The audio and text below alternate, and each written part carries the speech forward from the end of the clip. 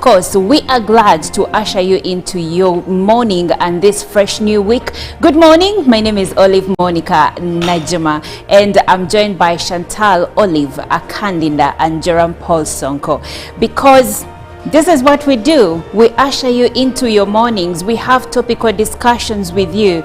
We normally give you insights into business, and of course we will be giving you traffic updates, especially this morning where it has been raining heavily from the hour of 4 in the morning up until this morning, and I believe that in some places it is still raining, but whatever it is, they say that you still have to do it anyway. What do I mean? You still have to get out of that bed, get out of your comfort zone and start today. It is December, and if you didn't start last month, you can still start this month. So start with us, start your morning with us, start this fresh new week with us.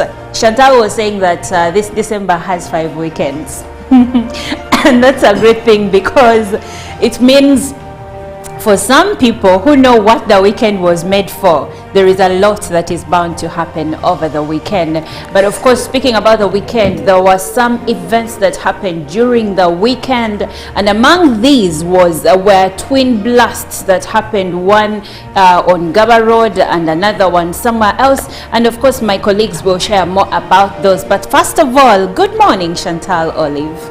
Good morning, Olive. How are you feeling this Monday morning? I am feeling vibrant, which is actually a good thing, because when it rains, there is always sometimes it downs my mood.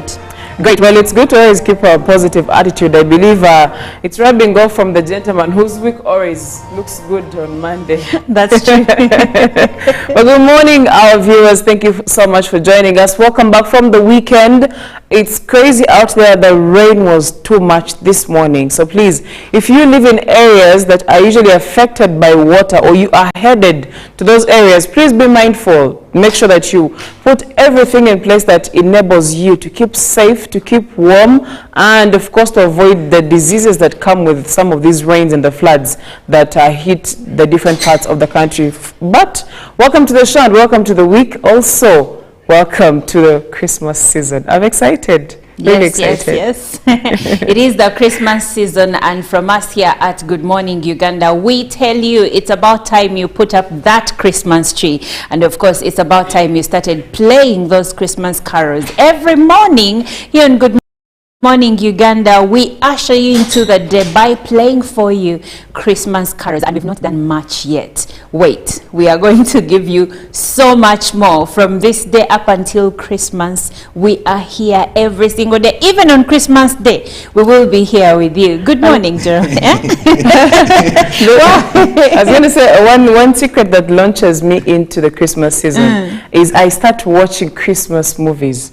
Oh. Like last week of November, yes, some of those movies are already out. I keep getting those movies and watching them. It kind of gives me a little bit of a Christmas feel. It does.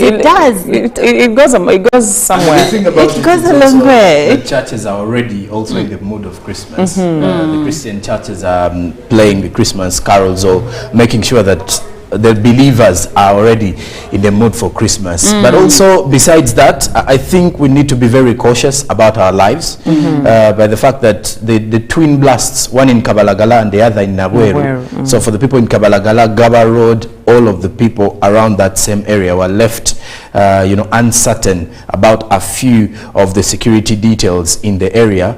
But it clearly shows us that we really need to be very cautious about everybody, our neighbors, not only the accidents, but also that form of insecurity that is normally happening in such times. What do we know about these twin blasts that happened over the weekend? Were they bomb scares, or it was something else? Well, one from Kabalagala, that is Gaba Road, is one that was, according to police, it was actually caused by a lady that is actually dealing in frying chips. So that is what police found out at this, at the first site of investigation. And then the other one, still at Kabalagala is where we saw an eyewitness. Yes, who was injured, but not really in a fatal way. So and then the other one in Naweru, police is continuously, doing the investigations to see. But of course, this was in a residential area. Then in Naweru was in a residential area, unlike this one that was at a business, and was trying to figure out how the business actually exploded. Even the business owner was affected, though it was not really as fatal. The person is already in hospital, and well, reports are that they're doing much better. Okay. Yeah. That is interesting. And of course, like Sonko said, we really need to be vigilant about our lives, and of course some of the equipment that we use at our places of work. You find that some of these things are usually maybe not serviced. Like for the person making chips, probably they were using maybe a deep fryer or something. And yet it is being overworked, by the way. When you look at how many people she's supposed to be giving. Could have been an electricity issue, and the person had overused the appliances. But also it could have been a gas explosion. You never know. So as police investigates, we also need to be vigilant as we are wherever we are, wherever you're eating from, and also being mindful of what we use in our businesses, like Olive said. Yeah. Anyway, now we have a lot like we usually have for you, but first of all, we will be sharing the local news stories that we have been able to get a hold of and share with you this morning. And I will start with the Army. The Army has provided details on the 2 separate improvised explosive devices that exploded in Kabalagala, Makinde Division, and another one in Naweru, Nansana Municipality in Wakiso District. Defense Deputy Spokesperson Kanodeo Akiki said that 2 IEDs were mechanical timer bombs. So I guess it is beyond the chips making machine that we were told earlier. Anyway, moving on, spouses of the SFC soldiers, the State House Under Secretary Ms. Hope Nyakairu has urged the spouses of Special Forces Command soldiers to generate their own sources of income in order to improve the welfare of their families. She was representing the State House Comptroller Jane Vareche during a graduation ceremony of 208 spouses of SFC soldiers at Marine Battalion headquarters in Entebbe. And moving on, the Deputy Chief Justice Richard Butera and Director of Public Prosecution Jane Francis Abodo have tasked all prosecutors to pay attention to environmental crimes if Uganda is to realize its sustainable development it yearns to attain. They say available laws should be put into effect if people involved in activities that destroy the ecosystem will be deterred. And finally, public and private health institutions have been advised not to front tuition arrears and deter students from sitting examinations, since this will affect the students' future and the country. Commissioner of Health, Education and Training Dr. Safina Msene communicated this during the stakeholders briefing of examination coordinators and monitors on behalf of the Uganda Nurses and Midwives Examinations Board. Well, that does it for the local news. Now Chantal Olive shares with us international news.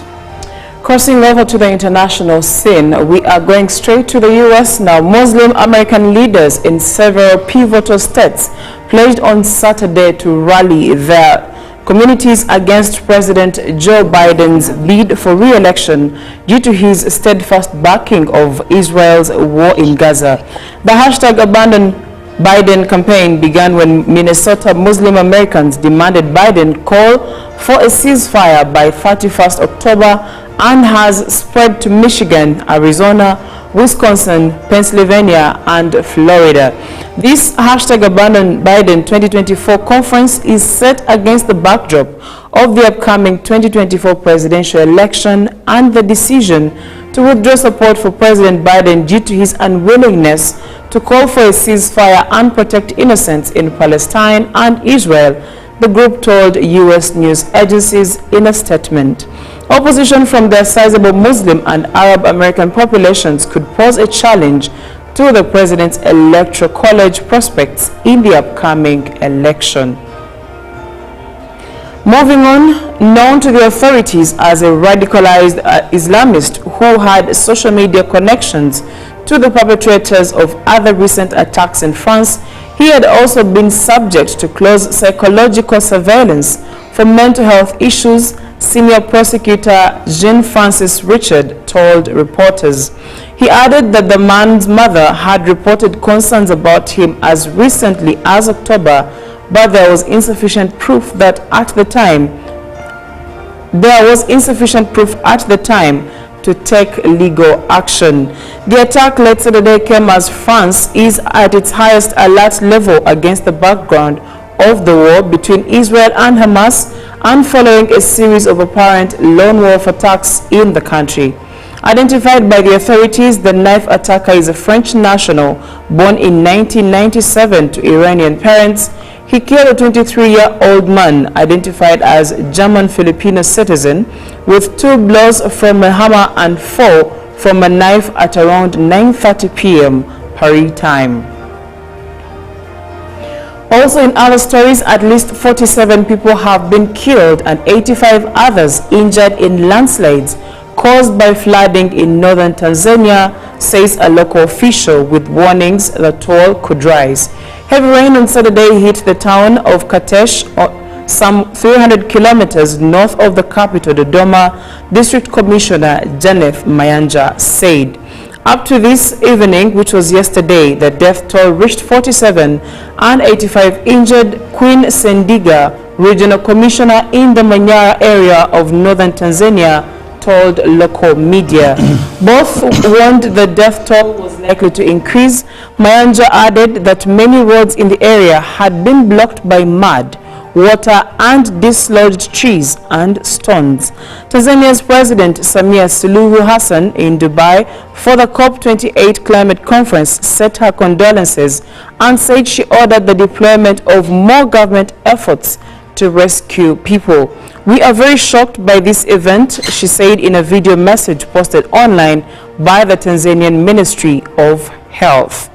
Now, speaking matters climate, during a United Nations climate event, Pope Francis, who was absent due to illness, shared his opinions on climate change, claiming it is a religious problem, according to Crux Catholic media.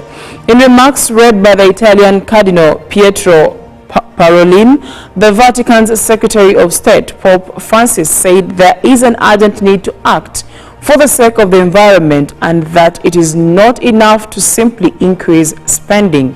Rather, we need to change our way of life and thus educate everyone to sober and fraternal lifestyles. This is why the problem of climate change is also a religious problem. Its roots lie in the creature's presumption of self-sufficiency, the Pope said. The Pope added that religions have a specific role to play in peacekeeping, saying that a home is only livable when a climate of peace reigns within. The Pope, who would have been the first Pope to ever attend the event, cancelled the visit after being advised to do so by his doctors due to what Francis himself described as a very acute infectious bronchitis causing lung inflammation. Now, that is it for climate news and also what is happening across different parts of the country. And now with that, we move on to what has made it to the headlines or the front pages of the local newspapers, both in Uganda and within the East African countries of Kenya and Tanzania. Jerome Paul has more of that. Well, from Uganda's perspective, the new vision with the headline government to recruit 3,500 teachers, full list of districts to get new seed schools. More of that is in the new vision today. Then furthermore, we also have NSSF, why members of parliament rejected calls to relax midterm access. Then terrorism, 120 million shillings bounty on suspected weekend attacker. Then security, President Museveni links Saturday attacks to ADF and suspect named. Oil, Kenyan law firm hired to defend petroleum deal as Mpondwe Bridge caves in. There is a pictorial of the bridge at the front page of the New Vision today. The nutrition, your sugar substitute may not be as healthy. Read about that in the New Vision today. Fast forward the Daily Monitor now. Uganda sends 600 to climate summit as police and army on the hunt for terrorists after twin explosions. Then healthy living, here is why adherence to ARVs is important. You can as well read about a famine Tinder vaccine plant launch speaks out as scientists start search for post-TB medicine. Then Mao backs 48-hour rule for suspects. That is with the Daily Monitor. Crossing over to Kenya now. Kenya's debt hole is the headline as the economy, money going into debt service on verge of surpassing government and country spending as higher fuel prices on the cards as Ruto pushes for new carbon tax. Then also, still with the Daily Nation, increase free school cash for each learner, KNUT demands in Kenya. Now elsewhere, still across the East African region here, the East African newspaper kills full plate at home and East African community. Read about the new chairman for the East African community, who is also the president to South Sudan. Critical moment for climate action, a pictorial of President William Ruto addressing many delegates in there. Now, while Ruto's cheap houses plan ran into headwinds. Read about that in the East African today. IGAD calls summit on Sudan peace. More of that is at the front page of the East African. And now lastly, the Citizen newspaper in Tanzania highlights roofing sheets, why you may have been scammed. And that is for those in Tanzania. Death and destruction in Hanang Deluge. Read about that. Then also CEOs honor JK with lifetime achievement recognition as Tanzanian green bonds draw global interest support. Then there is also a report where be a door opener, not a gatekeeper, says Catherine Rose. That is with the Citizen this morning. And that brings us to the end of our press review at this particular hour. Thank you so much, Joram Paul Sonko. Now, we will be taking a short break. And like I said earlier, at Good Morning Uganda, we are happy to launch you into the festive mood. And what better way is there to do it than to leave you with one of the favorites, one of the classics, and that is Feliz Navidad by Bonnie M.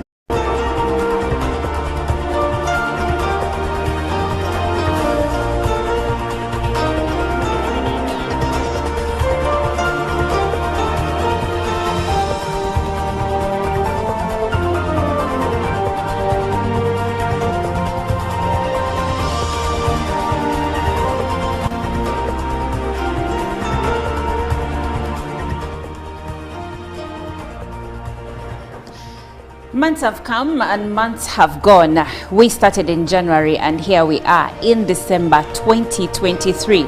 I don't know many things, but what I know for sure is that it is not something we should take for granted to be here as of this morning, this December, because many people have lost their lives and we are still here now. I'm sounding like this is 31st December and it is not, but still we are glad to be here this morning, and of course we are glad to usher you into your morning and this fresh new week. Good morning, my name is Olive Monica Najima and I'm joined by Chantal Olive.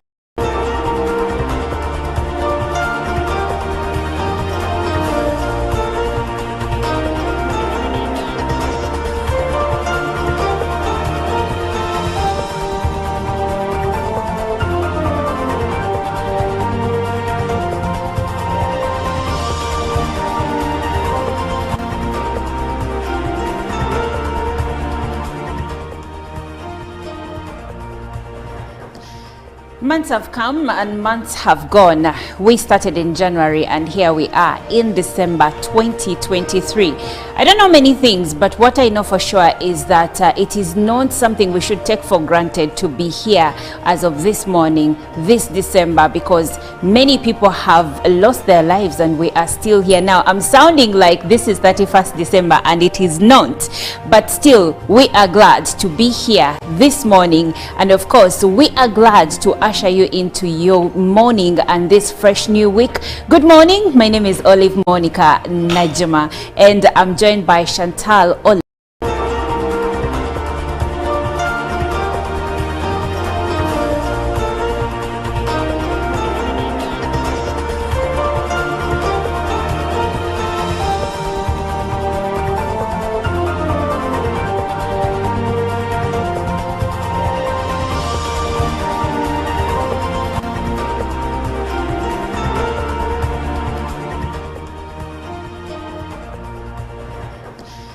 Months have come and months have gone. We started in January and here we are in December 2023. I don't know many things, but what I know for sure is that it is not something we should take for granted to be here as of this morning, this December, because many people have lost their lives and we are still here now. I'm sounding like this is 31st December and it is not, but still we are glad to be here this morning, and of course we are glad to usher you into your morning and this fresh new week. Good morning. My name is Olive Monica Najima, and I'm joined by Chantal Olive.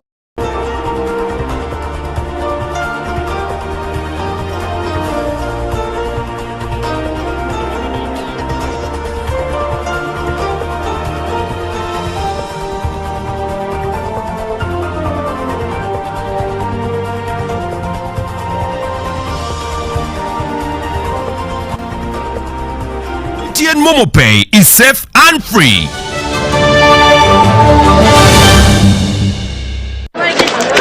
Junko. Yo. Hawa Chico. Check the shopping, man. What's your secret? Uganda, haven't you heard of the parish development model PDM? Yes, I did, but I thought it was just a talk. No, Sewatia. It is real. I and a few friends together formed a circle, accessed money from the PDM, invested in a poultry project, and now things are moving. Junko. I thought I was one of your friends. You are. But you left me behind. I didn't leave you in poverty. What you do, just visit your LC2 chairperson and your parish chief and start the process of economic transformation. Just like that.